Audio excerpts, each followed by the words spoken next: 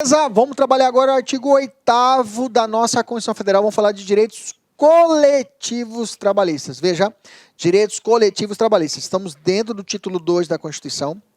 Estamos dentro do capítulo 2, mais aprofundado no capítulo 2, direitos sociais. Tem o artigo 6º que vai falar dos direitos sociais de forma geral. E o artigo 7º fala dos direitos trabalhistas individuais. E o artigo 8º vai trabalhar dos direitos coletivos trabalhistas, ok? Beleza? Vamos lá. É um ramo de direito, né? Direito do trabalho. Ele não é reconhecido como uma matéria apartada, separada. Ele está contido dentro do direito individual trabalhista, do direito coletivo. Mas não tem como dizer que não é uma matéria totalmente distinta, ok?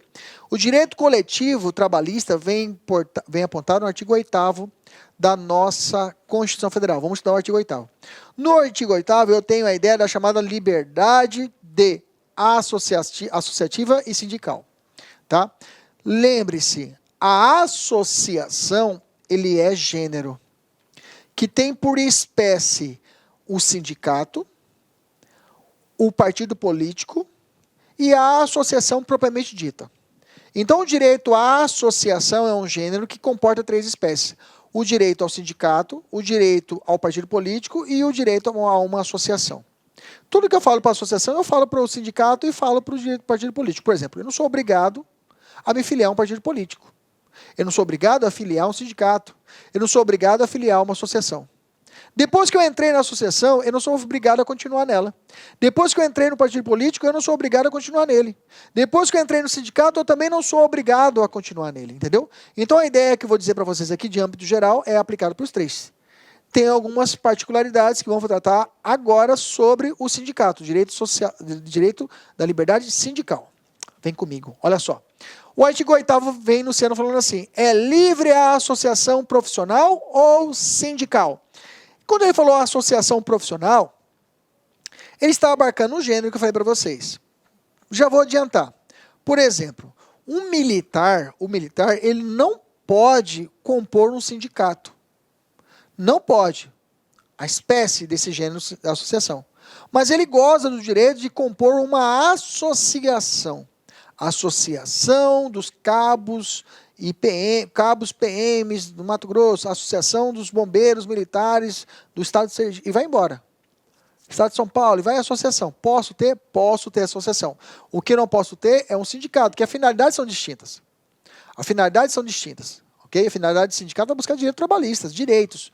E o militar não pode buscar direito para o seu superior, porque a lei estabelece a ele a hierarquia e a disciplina. Beleza? Então, nesse contexto, vou dizer para você que a liberdade de associação é o gênero que tem como espécie sindicato e os partidos políticos. Faltou dizer a associação propriamente dita. A liberdade de associação é mais ampla, pois atinge, por exemplo, um militar que pode constituir uma associação de policiais militares, mas são terminantemente proibidos de criar um sindicato. Cuidado. O direito à associação é um direito de segunda dimensão, tá? Mas de efeitos negativos, ou seja, o Estado não pode impedir que a pessoa possa gozar de montar a sua associação. Esse direito, essa liberdade associativa, ela vem dividida em alguns subprincípios. Princípios, vou dizer para você 2 grandes princípios e um princípio que é dividido em 2, ok? O princípio da liberdade é dividido em princípio da liberdade da associação e a liberdade sindical, 2 grandes princípios. A associação se prende à ideia da reunião, a associação pacífica de um grupo de pessoas agregadas por um objetivo comum, não necessariamente ligadas à função de interesses econômicos ou profissionais. Por exemplo, uma associação dos militares. Não tem fins trabalhistas, mas tem busca de benefícios comuns àquela categoria. É claro que a Constituição fala que não pode existir uma associação paramilitar. E tem que ter fins pacíficos, né? Nós já falamos sobre isso quando nós falamos de direito de reunião e associação. O direito de liberdade sindical consiste na faculdade que possuem os empregados e os obreiros de organizarem ou constituírem livremente seus sindicatos, sem que sofram qualquer interferência ou intervenção estatal, objetivando a defesa dos interesses e direitos coletivos ou individuais de categoria, seja ela econômica, patronal, seja ela profissional, dos trabalhadores, beleza? Então, eu posso ter sindicatos da empresa e sindicatos dos trabalhadores, ok? Esse direito da liberdade sindical, ele divide em 2 outros, olha lá. Direito à liberdade sindical individual e o direito à liberdade sindical coletiva. O individual é a ideia de que é a faculdade de que o empregador e o trabalhador, né, individual e livremente, possuem de filiar-se, o empregador, a um sindicato de empregadores e o trabalhador em sindicato de empregados, ok? Manter-se filiado ou mesmo desfiliar-se ao sindicato representativo da categoria. Isso aqui eu falei para vocês lá atrás, ok? E a liberdade sindical coletiva possibilita que possuem os empresários e os trabalhadores agrupados, unidos por uma atividade comum, similar ou conexa, de constituir livremente o sindicato representante dos seus interesses. Beleza? Maravilha. E a esse respeito, nós temos o seguinte, seguinte inciso da Constituição. Do artigo 8º. A lei não poderá exigir autorização do Estado para a fundação de sindicato, ressalvado o registro no órgão competente, vedadas ao poder público interferência e intervenção na organização sindical. Vamos entender. Então, o Estado não pode, ele não precisa pedir uma autorização como era antes, na década de, com as constituições anteriores, de 64, 67 e 69, eu tinha que pedir uma autorização ao Ministério do Trabalho e Emprego, e esse ministério, ele lavrava a chamada carta sindical. Eu falei a Constituição de 67 e 69, mas eu acho que essa determinação é da Constituição de 37. Mas vamos lá. Por um período, vamos falar assim, por um período a nossa Constituição determinava que a pessoa, para poder tirar o sindicato, tinha que ter uma chamada carta sindical. Era uma autorização do Ministério do Trabalho e Emprego para ele poder abrir o sindicato. É claro, é uma forma de controle do Estado, né? Que não era interessante ter sindicatos, né? A ideia era, sindicato sempre foi combatido. Nesse contexto, hoje, a nossa Constituição ela não permite, ela impede que exista essa necessária autorização estatal para a criação, e o Estado também não pode interferir no sindicato diretamente.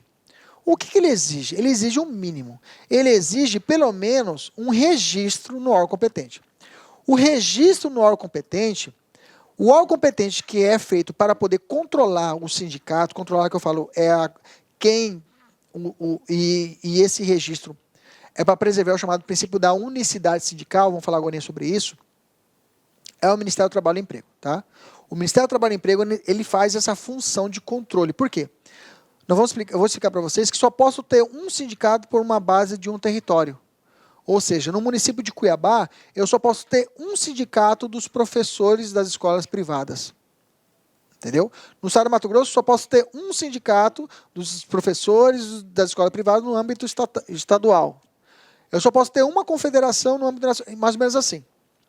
Uma federação só sobre um determinado assunto. Uma só confederação no território nacional. Então, a base mínima é de um município. Então, quer dizer que, no município de Cuiabá, aqui na capital, sindicato dos professores das escolas privadas só pode existir um. Mas no município vizinho de Vargem Grande, eu posso ter um sindicato também das escolas privadas lá. Porque a base mínima é o município. Mas quem controla isso? Quem controla é o Ministério do Trabalho e Emprego. Quando eu monto o meu sindicato, eu vou até um registro cartório de pessoas jurídicas, ele vira pessoa jurídica, levo lá a ata, fundação em posse, tudo bonitinho, ele vira pessoa jurídica, e aí eu levo num cartório no Ministério do Trabalho. Ó, eu quero registrar o meu sindicato. Eu falo, professor, peraí, deixa eu olhar. Ó, professor, já tem um sindicato aqui em Cuiabá. Você quer fazer em Chapada? Aí eu vou, porque o Ministério do Trabalho e Emprego vai fazer esse controle desse princípio da unicidade. Ok? Que queira ou não queira, é uma forma de intervenção do Estado, viu, gente? Tá? Esse princípio da unicidade sindical. Agora eu vou falar sobre ele, ok? Beleza? Então, quer dizer que o Estado não pode interferir no nascimento e nem no funcionamento do sindicato. Isso é absoluto? Não, tem uma ressalva. Registro no órgão competente. Ok? Olha só como já caiu a questão. A lei não poderá exigir a autorização do Estado para a fundação do sindicato. Perfeito. Bem como não poderá exigir registro em qualquer órgão estatal. Aí não, pô. Lembra que eu falei ressalvado? Ressalvado. Vedadas ao poder público a interferência e a intervenção na organização sindical. Ok? Está errada a questão porque ele colocou em qualquer órgão e o Ministério do Trabalho e Emprego pode fazer essa função. Vamos lá, tem mais uma. Um grupo de empregados atuante em determinada empresa afirmou ao seu superior hierárquico que pretende constituir um sindicato da categoria. Fato esse que levou os empregados e o diretor da empresa a consultarem vários advogados a respeito do assunto, Dentre as orientações que receberam, mostra-se compatível com a Constituição Federal aquela segundo a qual que é desnecessária a autorização do Estado para a fundação do sindicato, ressalvado o registro no órgão competente, sendo vedados ao poder público a interferência e a intervenção na organização sindical. Certinho, maravilha. Ok? Sindicato, falando sindicato é a base, né? É a primeira estrutura, digamos assim, que vai tratar de proteção do empregador de forma coletiva, é o sindicato. Acima dele eu tenho a federação e acima dele eu tenho a confederação. O sindicato, ele é pessoa jurídica de direito privado, isso é importante. Anote no seu caderno. Pessoa jurídica de direito privado. Ele não é pessoa jurídica de direito público. Muito comum em prova. Partido político. Partido político é direito público ou privado? O que você acha? É privado, gente.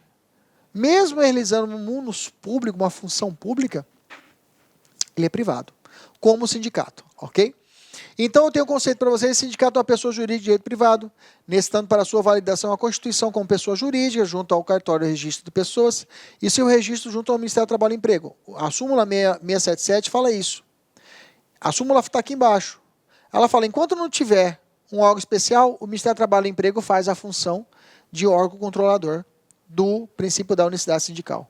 Ok? A súmula 677 fala isso. Até que a lei venha a dispor a respeito, incumbe ao Ministério do Trabalho proceder ao registro das entidades sindicais e zelar pela observância do princípio da unicidade. Ok? Agora eu falo sobre o princípio da unicidade. O sindicato é obrigado, gente, é obrigatório, não é facultativo, é comum, muito comum em prova, está no inciso 6º do artigo 8º, é muito comum em prova, fala assim, é facultativa a participação dos sindicatos nas negociações coletivas de trabalho. Falso, é obrigatória. Olha só como já caiu. A participação dos sindicatos nas negociações coletivas de trabalho é facultativa. Errado, caiu esse ano, 2018. Próximo. A lei poderá exigir a autorização do Estado para a fundação de sindicato, ressalvado o registro no órgão competente, vedado ao poder público a interferência e a intervenção na organização sindical. Está certo ou errado? Certo ou errado? Rápido? A lei poderá exigir? Não. A lei não poderá exigir autorização, viu, gente? A lei não poderá exigir autorização. Próximo princípio, ainda dentro da ideia do artigo 8º, eu tenho a liberdade de adesão. Agora é uma visão individual, né? Está vinculado a uma liberdade sindical individual, como eu falei lá atrás para vocês. Ninguém será obrigado a afiliar-se ou manter-se filiado a sindicato. Fácil, né? Ninguém é obrigado a afiliar-se, nem manter-se filiado a sindicato. Embaixo tem mais uma, o 7. Isso aqui cai muito. Essa daqui cai muito. Essa daqui cai muito. O aposentado filiado tem direito. Tem que ser filiado. Tem que ser filiado. Tem que ser filiado. Tem direito a votar e a ser votado. E a ser votado nas organizações sindicais. Aposentado, se filiado, não é qualquer aposentado, tem direito a votar e ser votado nas organizações sindicais. Crava isso aí. Olha como já caiu. Olha só. O aposentado filiado não poderá votar e ser votado nas organizações sindicais. Errado. Próximo. Ninguém será obrigado a filiar-se ou manter-se filiado a sindicato. Opa, perfeito, maravilha. Terceira questão, de você.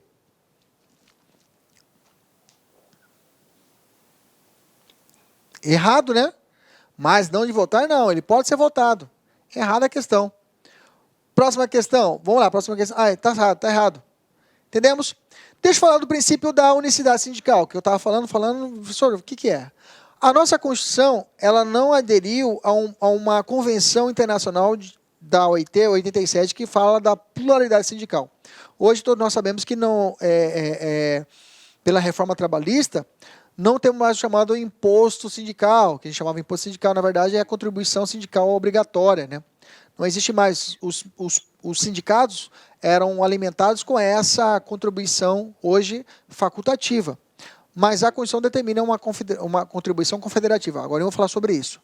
Mas a ideia é o seguinte, a ideia que inclusive muitos doutrinadores criticam esse princípio da unicidade sindical, que queira ou não queira é uma forma de controlar os sindicatos no Brasil, ele determina que, seguinte, que é proibida a vedada a criação de mais de uma organização sindical em qualquer grau. Quando ele falou qualquer grau, está falando sindicato, federação e confederação. Eu não posso ter duas federações falando do mesmo assunto. Eu não posso ter duas confederações nível Brasil falando do mesmo assunto. Sindicato, eu não posso ter dois sindicatos numa base mínima de um município, ou seja, eu não posso ter dois sindicatos no município de uma cidade. Tem que ter só um daquele representante, como eu falei lá atrás. Em qualquer grau, representativa de categoria profissional ou econômica. Profissional ou econômica. Econômica está falando empregadores. Profissional, trabalhadores, empregados.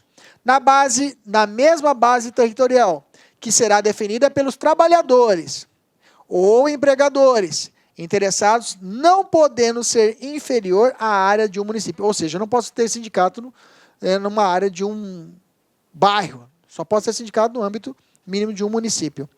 Princípio da unicidade sindical, não confundir com unidade sindical, que é uma outra conversa, tá?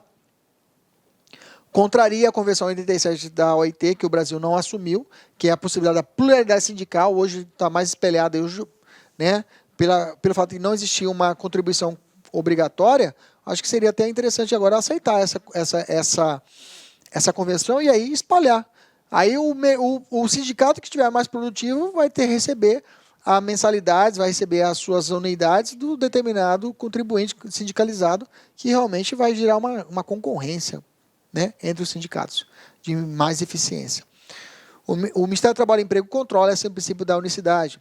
No caso de conflito, quem chegar primeiro leva. Né? Como eu falei para vocês, eu vou lá registrar.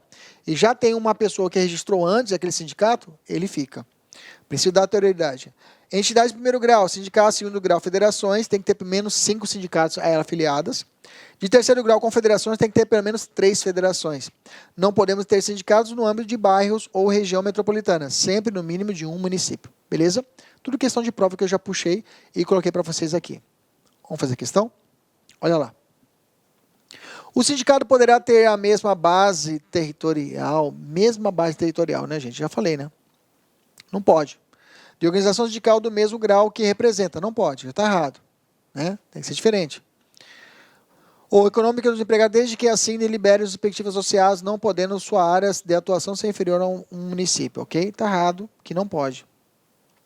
É vedada a criação de mais de uma organização sindical representativa da mesma categoria profissional ou econômica, ainda que bases territoriais distintas. Errado, ok? Beleza. Terceira questão. Admite-se a criação de mais de uma organização sindical em qualquer grau. Não é, né, gente? Ao contrário, é um só por qualquer grau. Ok? Vamos continuar lendo. Olá, meus amigos, minhas amigas, sou o professor Luiz Antônio de Carvalho, estou aqui para fazer um convite muito especial, você aí que está assistindo esse vídeo no YouTube. Esse vídeo é um vídeo promocional, é um vídeo de divulgação do nosso trabalho, que nós aqui da La Concurso montamos um curso super competitivo para você, um curso que eu tenho certeza absoluta que se você cumprir as nossas orientações pedagógicas, e principalmente você cumprir seu dever de casa, você cumprir o Personal Coach, que é a nossa ferramenta pedagógica, eu tenho certeza que você ficará super competitivo. O nosso curso online é super competitivo para a GPEM 2019, 120 dias de prazo de acesso. Durante esse prazo, você pode assistir quantas vezes quiser, na hora que desejar.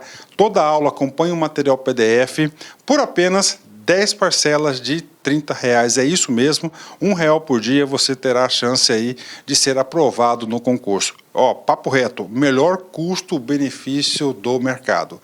Meus amigos, minhas amigas, interessou? Clique aqui embaixo, tem um link, espero vocês. Tchau. Clique lá.